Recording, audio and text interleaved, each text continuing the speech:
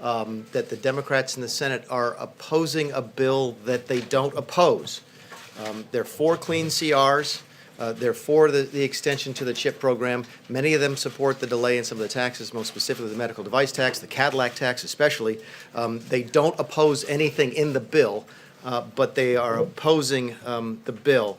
I just want to let everybody know that we don't want this. We do not want a shutdown. But if Mr. Schumer insists on it, he is in a position to force this on the American people. From an OMB perspective, because we're involved in managing a lapse or a shutdown, and we want to make folks understand that it will look very different than it did under the previous administration. One of the things that I've learned since I've been in this office is that there's no other way to describe it, but the Obama administration weaponized the shutdown in 2013. What they didn't tell you was that they did not encourage agencies to use carry forward funds that they were sitting on, nor did they encourage agencies to use transfer authority. They could have made the shutdown in 2013 much less impactful, but they chose to make it worse. The only conclusion I can draw is they did so for political purposes. So it will look different this time around. We've also got, we can ask for questions, take your questions about specifics on that. Marc Short is also here to give you a very brief update on where we stand, and then we'll take your questions for a few minutes. You want to go ahead? No? Thank you all for your time this morning. As Mick said, last night the House passed a bipartisan bill with 230 votes. The President stands ready to sign that bill to keep the government functioning and afloat. It appears, unfortunately, that Senate Democrats are entrenched in forcing a shutdown. I think that there's obviously a lot of hypocrisy in this town. I think there's some ironies to point out.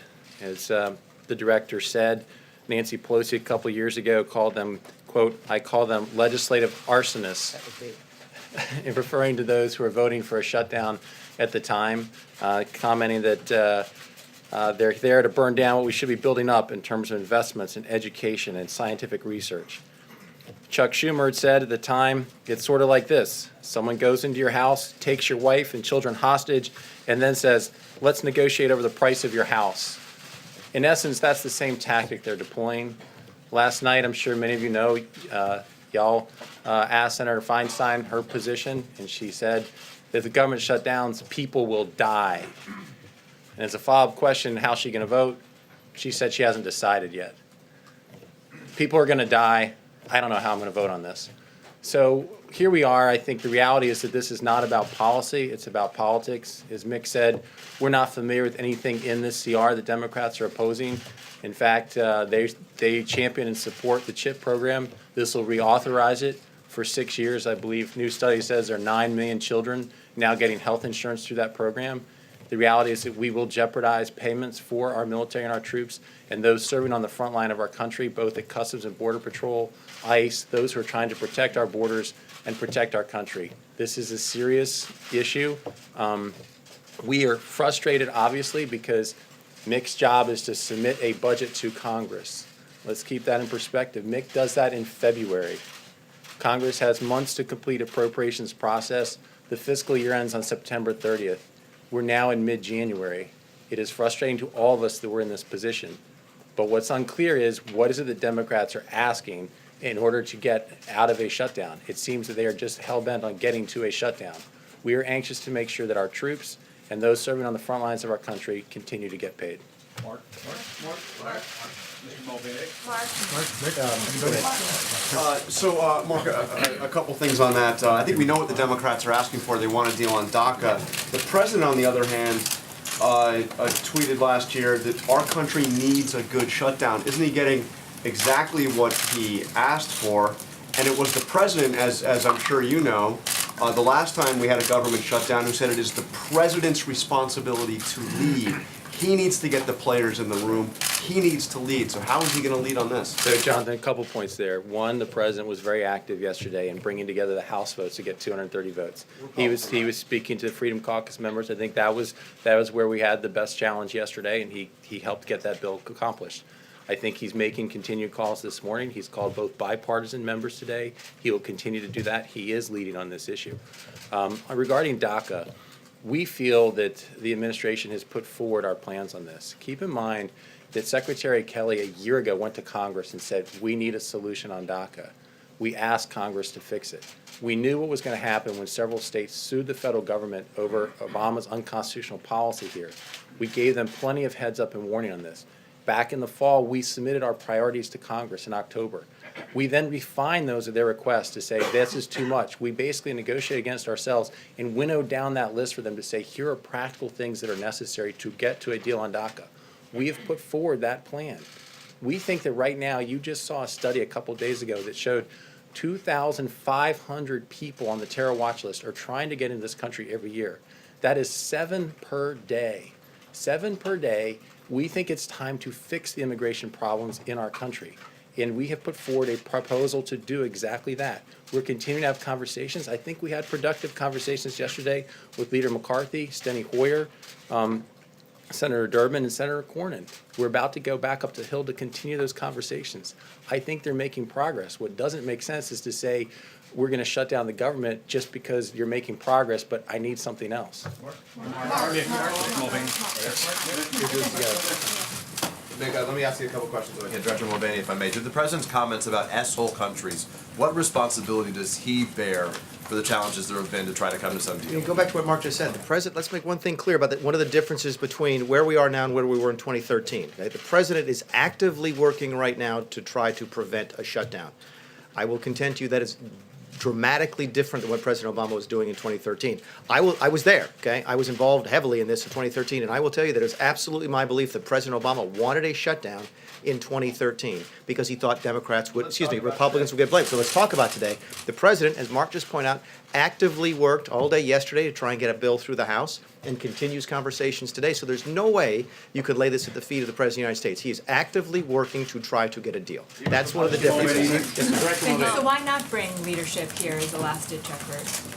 I think the President's continued bipartisan conversations. I'm not privy to his. Conversation in person. Again, I'm not privy to the meetings the President may or may not be having. Yes, sir. This is a question for Marc. Marc, I know we're talking government shutdown, but this is an important topic for the expected 100,000 or more people taking part in the March for Life today. So I want to ask, the pain-capable 20-week abortion ban has been fast-tracked in the Senate. When do you expect to vote, and why does the White House want to vote if it's likely to die? I think this administration has continued to defend life from the very beginning. The Vice President last year was the first Vice President to speak to the March for Life. The President is hosting people here to protect life. It's an important issue for this administration. You saw with the reversal of Mexico City policy, the President has looked to make sure that we are making sure that taxpayer dollars are not used overseas to fund abortions. That is a commitment of this administration. We don't have a date as to when the Senate will vote, but to your question about whether or not it fails or passes, we think it's important for this administration to be on record in support of life. If I can go back just a second to the last question about bringing leaders over here. Keep in mind, just last week, we had a bipartisan meeting here that the President organized with leadership to try to get to a resolution on DACA. Out of that meeting, discussion was, after the press had departed, discussion was that the 4 leaders, McCarthy, Durbin, Cornyn, and Hoyer would be the ones organizing the meetings moving forward to get to a solution. That's what we've been part of. So when you ask, why isn't the President bringing members over here? He did. He is trying to reach the biggest issue they say is their question, which is shutting down the government over illegal immigration. He's trying to solve that problem and brought them here for that conversation. I want to ask about your comment at the beginning of this. You said this was the Schumer shutdown. How can it be the Schumer shutdown when Republicans control the White House, the House, and the Senate? Come on, you know the answer to that as well as anybody. I mean, I have to laugh when people say that, oh, we control the House and the Senate and the White House, why can't you get this done? You know as well as anybody that it takes 60 votes in the Senate to pass an appropriations bill, right? You know that. I know that. Okay, so when why you not? only have Right. 51 votes in the Senate, then you have to have Democrat support in order to keep the government, to fund the government. So that's the answer to your question. The President asked Congress to come up with a solution for the Dreamers. Congress was in the room, members of Congress were in the room with the President last week. It seemed to be a fairly productive meeting, and then the whole process got blown up. When Republicans tried- and if I may, it seems that the whole process was blown up by the President's comments. When And so Republicans tried to give the add, Democrats when the Republicans Dreamers tried and you to, can get out of it? when Republicans tried to add a discussion about Obamacare to the funding process in 2013, We are accused by Nancy Pelosi and Chuck Schumer of inserting a non-fiscal, a non-financial issue into the spending process in order to shut the government down. How is that not exactly what is happening today? There is no reason that you have to deal with DACA this week. There's no reason you have to deal with DACA before the end of February, the middle of February. DACA doesn't expire till March 5th. This is purely an attempt by the Senate Democrats, led by Mr. Schumer, it's why we call it the Schumer shutdown, in order to try and get a shutdown that they think this president gets blamed for. Yes, ma'am. You're saying that you need Democrats' support in the Senate, so are there And we got it in the House. So are there any concessions that this White House is willing to make to try to get support from those Democrats that you need? Again, go back to what I said at the opening. They don't oppose anything in there. They support CHIP. In fact, every member of the finance subcommittee or something a Democrat has voted for this exact CHIP extension. Okay, they don't want the Cadillac tax to go into place. They've always supported clean CRs. Why would you have to? Those are concessions. Ordinarily, you would just simply put up a clean CR and let them vote it. And again, it worked in the House. There were several Democrats who voted for it. So is it take it or leave it on the bill that passed the House? They have to so Democrats have to support the bill in the House for us to Democrats should support the bill in the Senate. Again, the House has passed a bill. Okay, the Senate has a couple different choices. They could not take it up. This is basic civics, right? Either they take it up and pass it, take it up and don't pass it, or they change it and send it back to the House. The point of the matter is, though, there are things on this bill that they like. They have nothing in this bill that they do not like. The only reason they are not voting for it is that they want other things to be added to it and they want to shut down. That's the only explanation we have. Yes, ma'am. The main thing Democrats want added is DACA. Yeah. And you've said before, many of you have said everyone agrees they want a solution on DACA. So what is the big sticking point then on your end about including a DACA fix in this bill? I think Marc mentioned that earlier. The bill's simply not ready. You don't get to vote on a summary. You don't get to vote on. There have been months of work on it. As you see with any major piece of legislation, it doesn't and shouldn't come together overnight. There's no DACA bill to vote on, and there's no emergency in terms of the timing on DACA. DACA does not expire until March 5th. So there's absolutely no reason to tie these two things together right now. Can I follow up on that one for one question? Because, again, I think it's important to remember that, yes, we're approaching the March 5th deadline, but the president put forward what he asked for last fall. We've been asking Congress to address this. And, Jim, back to your question, the reality is there is no legislation for them to pull up. They say there's this Flake, Durbin, Graham proposal. There is not legislation to vote on. So when they say we need to have DACA solved before you do a continuing resolution to keep the government open, there isn't actually a bill for them to even vote on, which I think shows that this is really about politics and not really about policy. And I think General Kelly will also tell you that he actually mentioned this to the senators during his confirmation process. So this administration has been trying for at least a year now to get some progress on DACA, and it's Congress that's taking back. Yes, Can I sir. start with Marc if I could, and then I got a question for you as well, Mick. You've been the one who's been up there on Capitol Hill every day. What I'm getting from the podium today is if this happens, it's the Democrats' fault.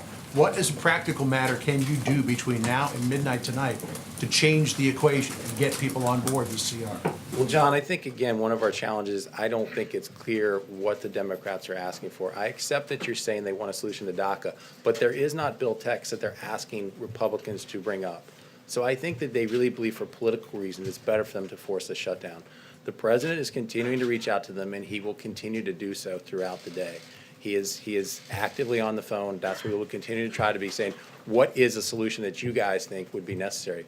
We frankly think that giving the Children's Health Insurance Program, something that Democrats have asked for, reauthorizing it for 6 years, was something that would attract Democrat votes. Unfortunately, it doesn't appear that's the case. And Mick, just if I could to you, because the other big story of the week has been the CFPB and your request for zero funding. Are you working to reduce spending there? What's the future of the CFPB? What's Leandra English's current role there, and does she continue to draw salary? 6 questions at once. It is. I won't speak to litigation with Ms. English. We do intend. We've asked for no money this quarter over at the CFPB simply because we didn't think it was necessary. The CFPB has $177 million in its reserve fund, and we were able to operate next quarter off of that. So that was the reason that we asked for no money this quarter. We intend to continue to fulfill the statutory mission of the CFPB. I've told people from the day I walked in there, I wasn't there to shut the place down or blow it up, but we will focus on the statutory mission, and we have plenty of money in the bank to do that. Yes, sir, and this will be the last one. Yes, sir. Thank you very much. You mentioned that DACA is not an immediate need now because of the March 5th deadline. You know, though, that that is the sticking point for many Democrats.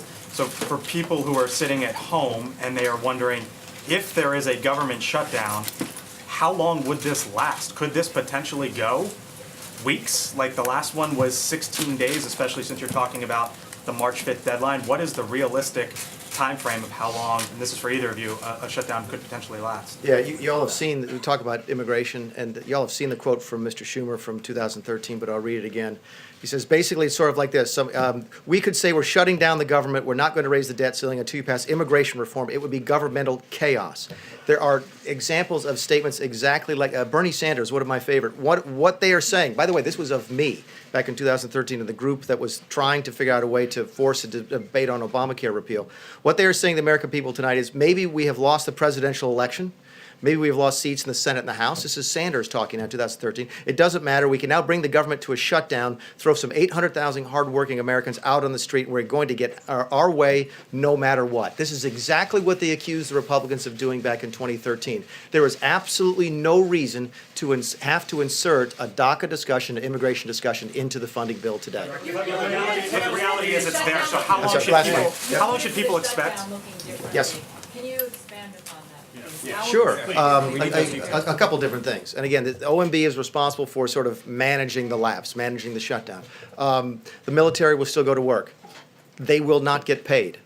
Okay? The border will still be patrolled. They will not get paid. Fire folks will still be fighting the fires out west. They will not get paid. The parks will be open. People won't get paid. You can see the whole list. There'll be a bunch of different things when you see in 2013 compared to 2013, but don't lose sight of the fact that we're asking the military to work without pay. We're asking firefighters to work without pay. It's still harming the people. No, it's different. It's different.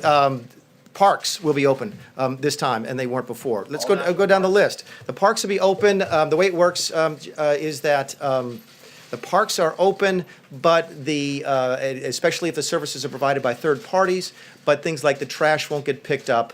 Fannie and Freddie will be open. The post office will be open. The TSA will be open. But again, all of these people will be working for nothing, which is simply not fair. We are going to manage the shutdown differently. We are not going to weaponize it. We're not going to try and hurt people, especially people having to work for this federal government. Okay, but we still need Congress to appropriate the funds. Look, that's all the time we had set. We're supposed to roll off at 11:30. We'll be doing this again. So anyway, thanks very much.